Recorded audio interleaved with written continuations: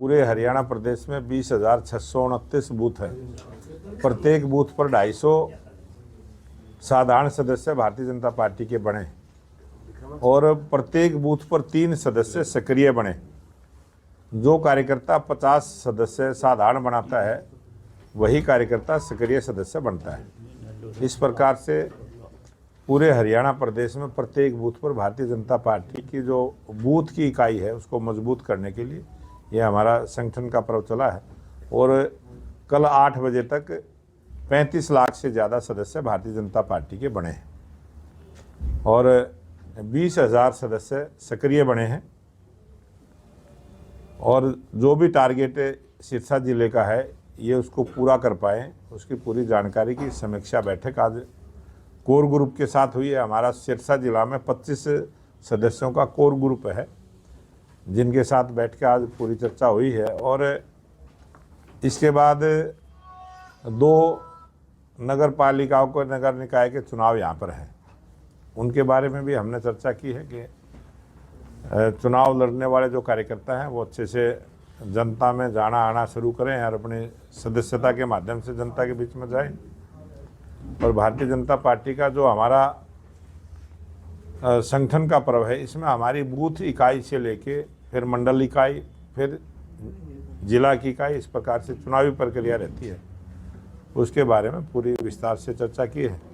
और आज जो हमारी सरकार तीसरी बार हरियाणा प्रदेश में भारतीय जनता पार्टी की स्पष्ट बहुमत की सरकार बनी है और हमारे लोकप्रिय मुख्यमंत्री नायब सिंह सैनी ने जो धन्यवाद सभाएं करने का जो फैसला लिया है, अभी 18 तारीख से पंचकुला से कालका से शुरू होगा और ऐसी 11 विधानसभाएं इस महीने में चिन्हित की हैं। इसमें 24 तारीख को एक प्रोग्राम यहाँ पर सिरसा जिला में भी है, वो एक सामाजिक संस्था का प्रोग्राम है, उसमें मुख्यमंत्री जी आएंगे। उसकी चर्चा भी कोर ग्रुप में बैठ के हमने की है कि जो सरकार के काम हैं और जो कुछ सरकार के कराने के लायक काम किसी भी कार्यकर्ता के मन में आता है, कोई सुझाव जनता के बीच से आता है, वो भी जब जनता के बीच में जाएंगे वो काम के सुझाव आएंगे, उन कामों को भी करवाने का हम प्रयास करेंगे। सर 37 ऐसे हलके हैं जिनमें टारगेट है वो 50% से नीचे रहा है सदस्यता अभियान का, कालावाली में सबसे कम रहा है, क्या अब अचीव हो पाएगा? हालांकि समय अभी कम बचा है। हाँ, बहुत जल्दी अचीव हो पाएगा वो। और ये जो आंकड़ा 3 दिन पहले का था जी और थोड़ा उसमें प्रोग्रेस हुई है। आज कालावाड़ी में मैं खुद बैठक लेने के लिए जाऊंगा जी। और जो हमारी पार्टी का संविधान है कि जो टारगेट देते हैं उसका 50% से अगर कम काम रहता है तो वहाँ चुनाव की प्रक्रिया शुरू नहीं होती। इसीलिए प्रत्येक बूथ की इकाई का भी जब चुनाव वहाँ होगा जहाँ कम से कम 50 सदस्य पार्टी के बनेंगे।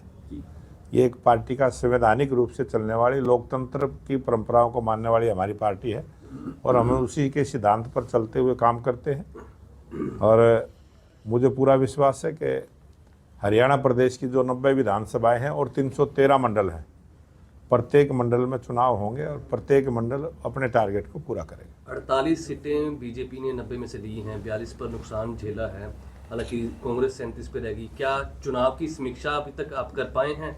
42 सीटों पर क्यों हार का सामना करना पड़ा? बिल्कुल, हमने हर सीट का समीक्षा बैठक की है, हर सीट की पूरी जानकारी ली है और उसमें जो भी बातें आई हैं वो सब का हमने अध्ययन किया। क्या क्या बातें सामने आई? कोई गुटबाजी या कोई गुटबाजी नहीं होती है। हर सीट का अपना एक चुनाव जो है एक ऐसी प्रक्रिया है, उसमें किस बात पर किस उम्मीदवार को कहाँ नुकसान हो जाए, बहुत सारे ऐसे मुद्दे होते हैं।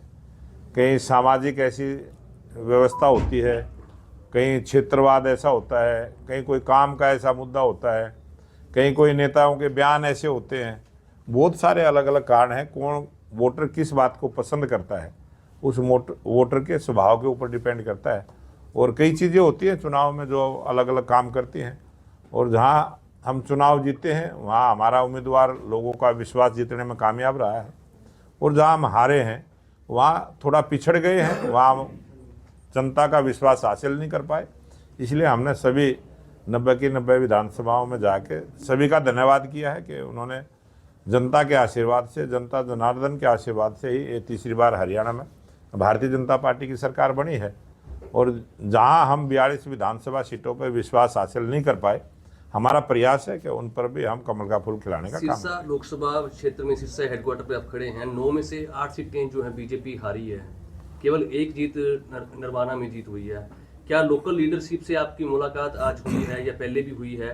क्या उन्होंने आपको गाइड किया कि किस प्रकार कोई कमजोरी रही या कैसे रहा? सब चीज़ों की कमजोरी का सबने ध्यान करवाया है, और वो कमजोरी आगे भविष्य में ना हो उसको दूर करने के लिए हमारी ये सारी प्रक्रिया चली है। और आने वाले समय में आप देखेंगे, जब भी चुनाव होगा, भारतीय जनता पार्टी कमल के फूल की जीत सिरसा जिला में भी होगी और इस लोकसभा में भी होगी। बीजेपी दावा करती है कि किसानों की हितैषी है, लेकिन सरकार के खिलाफ आज भी जो है किसान प्रदर्शन कर रहे हैं। आज हरियाणा का कोई भी किसान हरियाणा सरकार के खिलाफ कोई प्रदर्शन नहीं कर रहा है। आज जो पंजाब का किसान है, पंजाब की सरकार की जिम्मेवारी है वो किसानों के साथ बैठ के बातचीत करे। आज हरियाणा पहला प्रांत है जिसमें 24 फसलें किसानों की एमएसपी पर खरीदने की गारंटी दी है।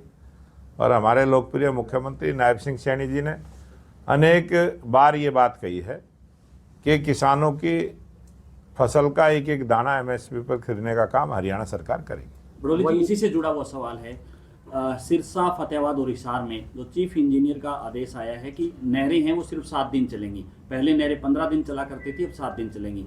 किसान ये कहते हैं कि ये भेदभाव किया जा रहा है इन जिलों से जो टेल पे क्षेत्र पे पड़ते हैं। बिल्कुल भी कोई भेदभाव नहीं है, किसी प्रकार का ना भेदभाव होगा। अगर इस प्रकार की कोई बात है उसकी हम जानकारी लेंगे। हमसे जुड़े रहने के लिए हमारे YouTube चैनल को सब्सक्राइब करें और नई वीडियो की नोटिफिकेशन के लिए बेल आइकॉन को दबाएं। अगर आप ये वीडियो Facebook पर देख रहे हैं तो लाइक जरूर करें और ज्यादा से ज्यादा शेयर करें। धन्यवाद।